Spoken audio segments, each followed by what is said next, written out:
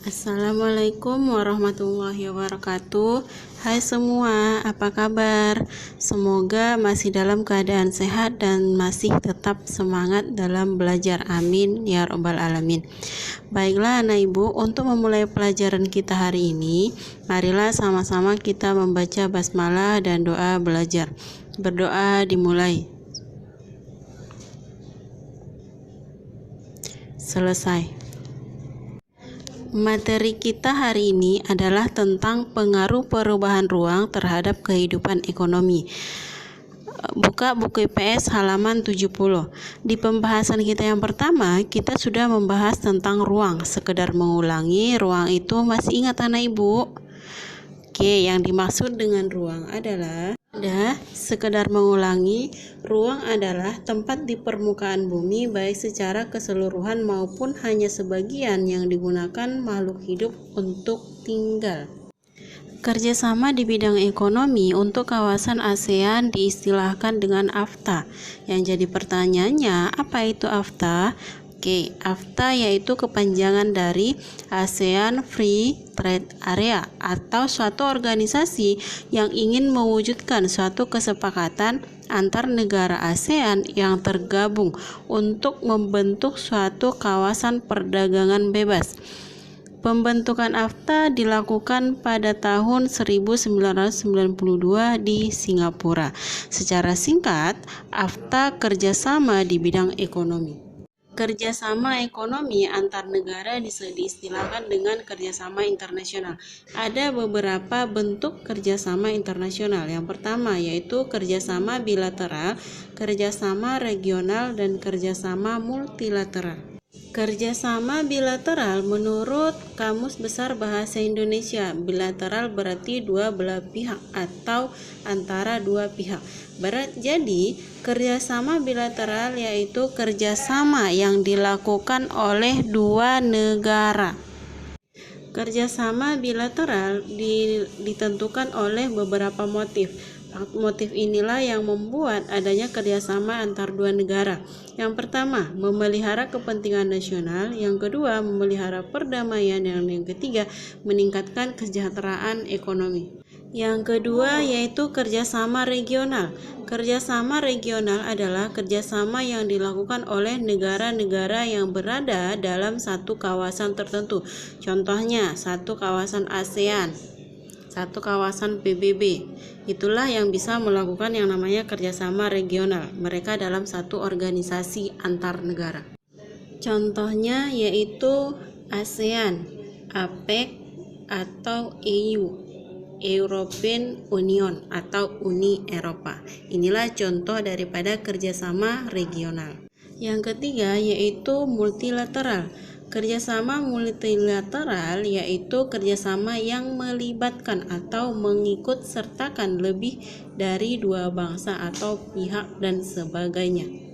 Contoh organisasi yang melakukan kerjasama multilateral: United Nations atau UN atau yang disebut dengan PBB, International Monetary Fund atau IMF yang bertujuan bekerja sama di bidang keuangan internasional.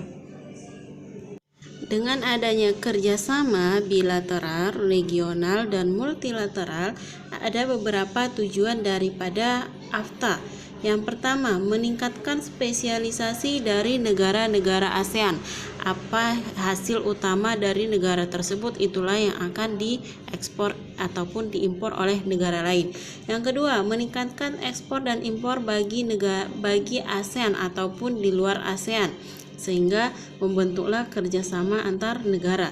Yang ketiga, meningkatkan investasi bagi negara-negara ASEAN.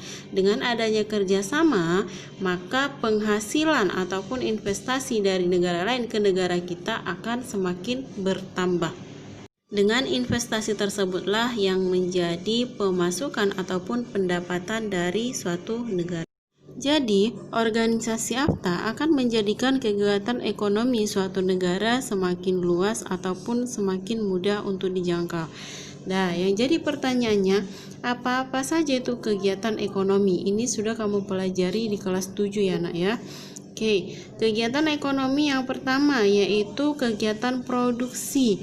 Kegiatan produksi yang dilakukan oleh produsen atau pelaku kegiatan produksi suatu negara di ASEAN akan lebih mudah memasarkannya ke negara lain dalam lingkup ASEAN.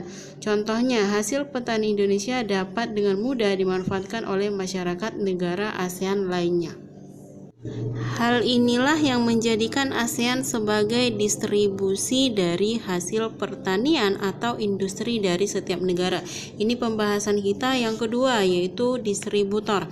Selain itu, perkembangan teknologi transportasi juga dapat memperpendek jarak yang dibutuhkan untuk mendistribusikan barang atau jasa sampai kepada tangan konsumen. Kegiatan distributor di sini maksudnya adalah kegiatan ekspor dan impor, karena kalau kegiatan distribusi itu sebenarnya hanya dalam lingkup dalam negeri. Tapi kalau kegiatan antar negara yang menghubungkan negara yang satu dengan yang lain, yaitu kegiatan ekspor dan impor. Yang ketiga yaitu kegiatan konsumsi.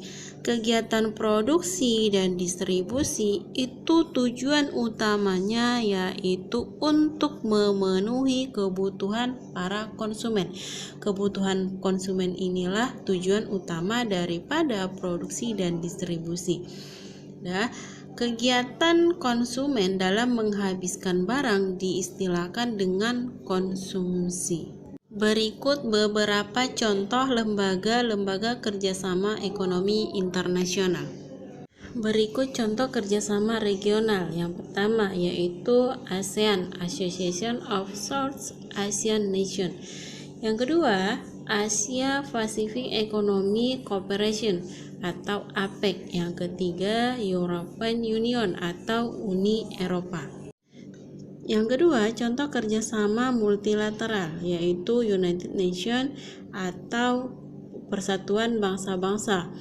Yang kedua, World Trade Center Organization. Yang ketiga, International Monetary Fund.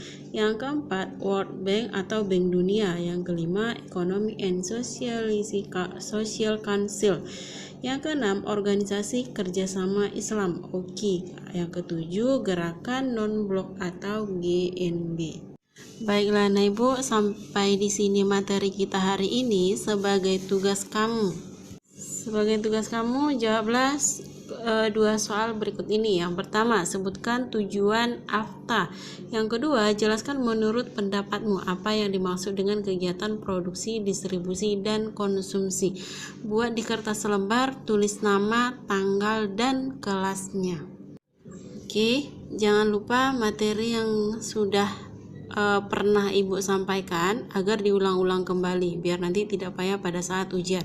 Baiklah, sampai di sini perjumpaan kita. Wabillahi taufiq wal hidayah. Assalamualaikum warahmatullahi wabarakatuh.